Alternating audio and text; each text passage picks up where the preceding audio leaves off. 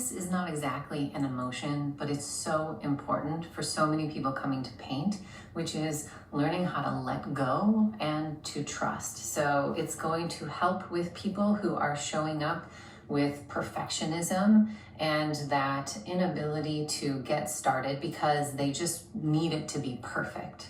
So to begin, you trust the color that you're being called to. I thought I wanted black, but then when I was looking through the colors, I found this like dark, kind of yucky colored brown, and I'm like, yeah, just go with it. So there's the support in yourself and of the people you work with to just trust that whatever you're being called to work with is gonna be just fine. And I'm actually gonna add some water to this paint. See how it's in that kind of shape right now? I wanna make it pretty liquidy. Again, you don't have to do this in a jar. It does make it a little easier. You don't have to have a nice glass jar like I do either. You can have Tupperware. Just remember that acrylics don't come off, so don't pick your favorite anything because you're gonna end up with paint on it. So I'm making this nice and liquidy. I probably, I might have put too much water in there, but it's gonna make a mark, and that's really all that I need. And to let go of perfectionism and trust more. There's a few different ways to do that. I'm gonna model marble painting first because it's kind of a fun, easy way to get started that doesn't require too much courage to jump in.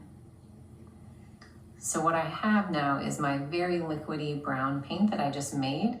And I happen to have marbles because I have a child. So I've got a box of marbles here, and I'm gonna take some of those and put it into the paint. You don't have to use marbles. You could use any kind of round object that would track paint and that you don't mind getting paint on. The marbles do actually clean up, so they don't end up being painty forever. But I'm gonna put those in the jar here. And now they are in the paint, getting a little bit painting. And we're gonna change views so I can show you what this looks like. Okay, so this technique is gonna work best flat. So I've got my canvas flat here, and I'm going to roll the marbles onto the canvas and just see what happens and then roll them around.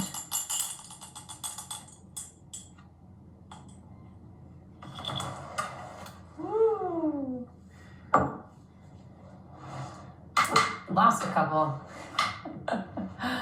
So as you can tell, I am not very much in control here.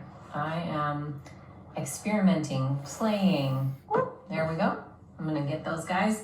Because I have a nice puddle of paint, I'm actually just gonna roll them through. I could put them back in the paint. If you didn't make as much paint as I did, then you would be putting them back in because they run out after time. But I'm just gonna start those guys here and keep playing.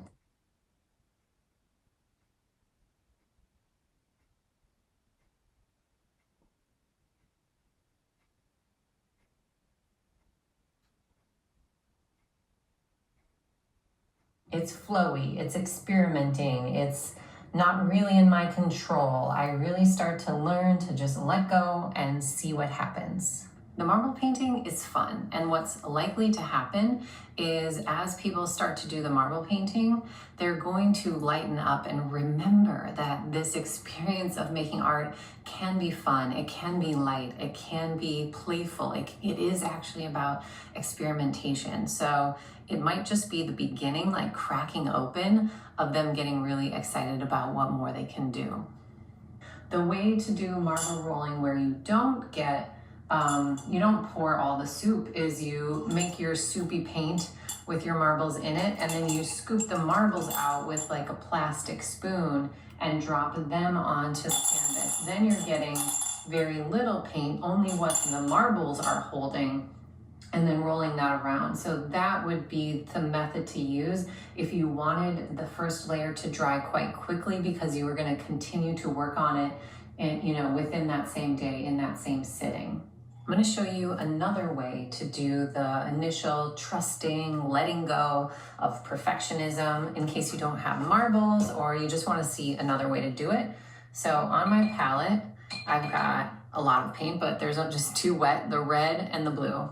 I'm going to add some water to this. I could also do this in the jar because I do want really liquidy paint, but I can just get it nice and liquidy here, and then I'll add some more water to it to get the effect that I want.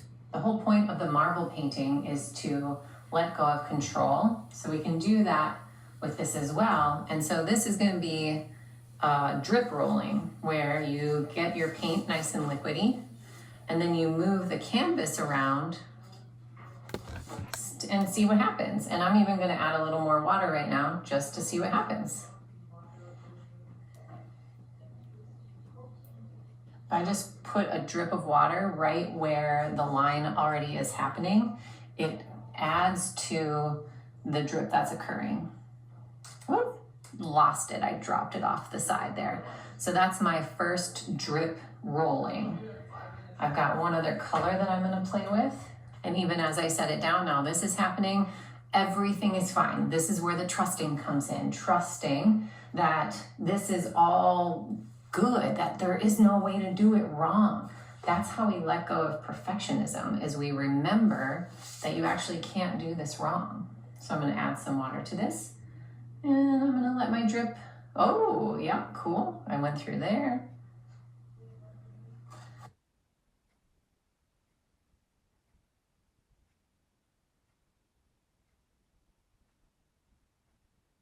I don't know if you can tell from watching me, but I am having fun. It's just this like engaging curiosity of what can happen, what's going to happen, what do I want to have happen.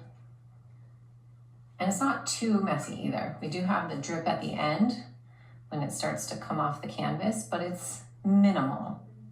Although I could then do more than one drip at a time. Let's try that.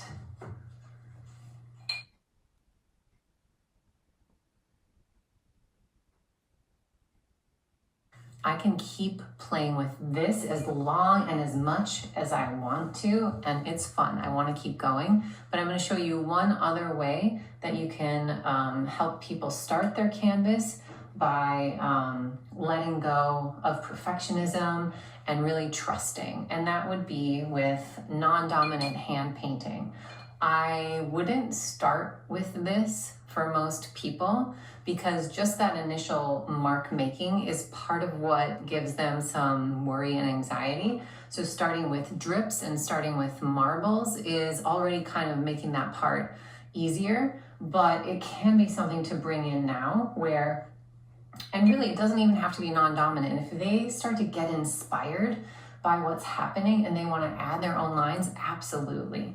If they're ready to go in with mark making, let them do it. Or let them go in with mark making and then add more drips. I want that one to go that way, but I want this one to go this way.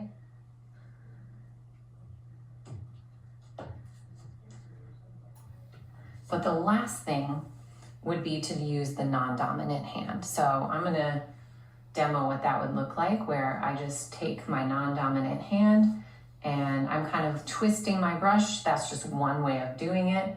I feel like adding in some more drips just because that's what's already going on. I wouldn't have to do it that way. But this would also allow me to like color in a section.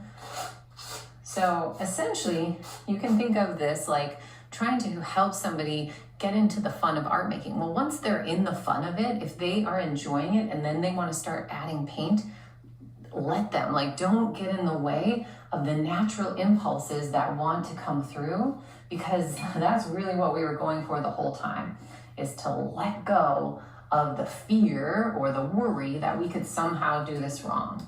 But the non-dominant hand can be really helpful in that.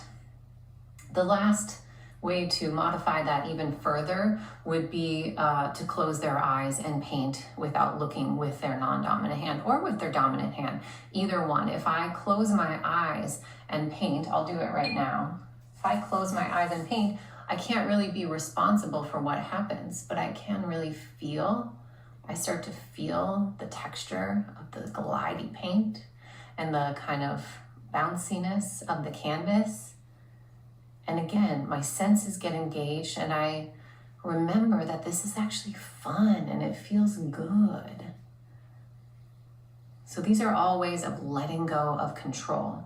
And now I can look at it and I can change or alter it any way that I want, because that's how it works, right? There is no have tos or shoulds in painting. In fact, my daughter, since she has been very young, anytime that we've ever made art, I've always told her anything is possible in art. What could happen from this place is the person starts to feel more excited and more inspired by the art that they have begun. And that is a great place to be. The other possibility is that they're like, yeah, but I don't get it. Like, how is this gonna help? How is this gonna turn out to be beautiful? It can be layered upon, and that the layers are part of what makes it so fun and so interesting. And that this is just the first layer. It's something for you to get inspired by, play off of. You can cover up as much of it as you want later, but you can also work with what's there. You can get inspired by this little shape here or this shape here, and that will be advantageous in the future versus staring at a blank canvas, which is what evokes the most worry and concern and perfectionism for most people.